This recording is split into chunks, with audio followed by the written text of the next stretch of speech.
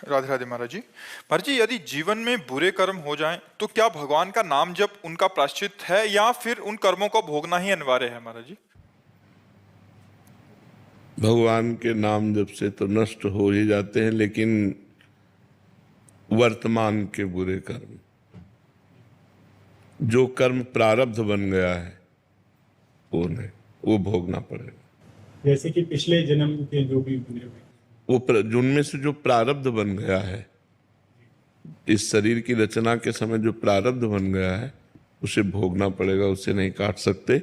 बड़े बड़े संतों को भोगना पड़ता है।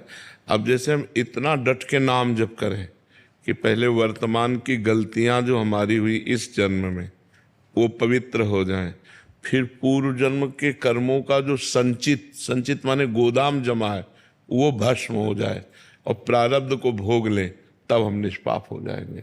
बहुत बड़ा कार्य है। इसीलिए पूरा जीवन पाप ना करते हुए, धर्म से चलते हुए, एक एक कदम सावधानी से नाम जप करते हुए, तब वो निष्पाप हो जाता है। निष्पाप होना बहुत कठिन है, क्योंकि जब से सृष्टि हुई तब से हमारा हिसाब किताब चल रहा है और आज तक भजन नहीं हुआ। भजन हुआ होता तो हम भगवान को प्राप्त हो गए होते। अब हम भजन शुरू करेंगे तो इतना बड़ा सब पाप नष्ट होगा, तो इसके लिए हमें बहुत भजन चाहिए। हर समय उठते बैठते चलते फिरते राधा राधा राधा राधा नाम जप करते रहें तो सब ठीक हो जाएगा। पर प्रारब्ध भोगना पड़ेगा। प्रारब्ध का मतलब समझ रहे ना? नहीं, मैं तब समझ नहीं पा रहा। प्रारब्ध 3 प्रकार के कर्म होते हैं। एक क्रियमाण, क्रियमाण कहते हैं जो इस समय आप कर रहे हैं, वो 2 प्रकार के होते हैं, एक पाप और एक पुण्य। क्रियमाण जो अभी वर्तमान में आप कर रहे हैं इस जन्म में, ठीक है। संचित कहते हैं जो करोड़ों जन्मों के पाप और पुण्य जहां एकत्रित हैं आपके, उस रजिस्टर को संचित कहते हैं।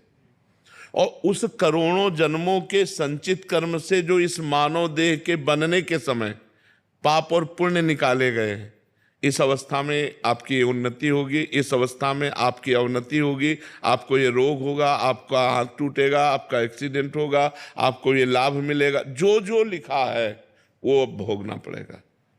जैसे इस शरीर में लिखा है कि किडनी फेल, ये भोग, तो बचपन से पर भोगना पड़ रहा है। इसे प्रारब्ध भोग कहते हैं। ये बहुत वज्र की लीक होता है, इसे भोगना पड़ता है। तो हम भजन करके संचित को मिटा सकते हैं, भस्म कर सकते हैं, और क्रियमाण को सुधार सकते हैं कि पाप कर्म ना हो, लेकिन प्रारब्ध को भोगना पड़ेगा। इसीलिए कहते हैं कि देखो, भजन करते हुए वो दुख भोग रहा है, उसको क्या लाभ मिला? लाभ तो मिला, उसका अगला संभल गया, पिछला संभल गया, वर्तमान में जो प्रारब्ध भोग आया उसे भोग के काट दिया, अब वो भगवान को प्राप्त हो जाएगा। जैसे आप कहते हैं ना कि नाम जपने से तो राधा रानी का फिर वो रजिस्टर पूरा फाड़ फेंकते हैं। हाँ, तो वो रजिस्टर को संचित कर्म, रजिस्टर को संचित कर्म, अभी आप ध्यान से सुनो, अभी कहा ना, जो हमारा पुराना रजिस्टर जमा कई जन्मों का, उसे संचित कर्म कहते हैं। वो नष्ट हो गया। जो नया कर्म हो रहा है वो लिखा नहीं जाएगा, लेकिन जो लिख दिया गया उसको तो भोगना पड़ेगा। जो हमारे भाग्य में लिख दिया गया उसे भोगना पड़ेगा। जो तूणीर में बाण है वो नष्ट कर दिया गया, जो चढ़ा दिया गया वो उतार लिया गया, लेकिन जो धस गया छाती में जाके, अब वो तो अपना काम करेगा ना। तो हमारे शरीर की रचना हो चुकी है, प्रारब्ध लिख चुका है, ये भोगना है, अब वो भोगना है। तो उस प्रारब्ध में जैसे नाम जपने से शक्ति मिलेगी। हाँ, उसके भोगने की सामर्थ्य मिलेगी। नाम जप से आपके हृदय में एक शीतलता रहेगी और आप प्रारब्ध को हंस के भोग सकते हैं।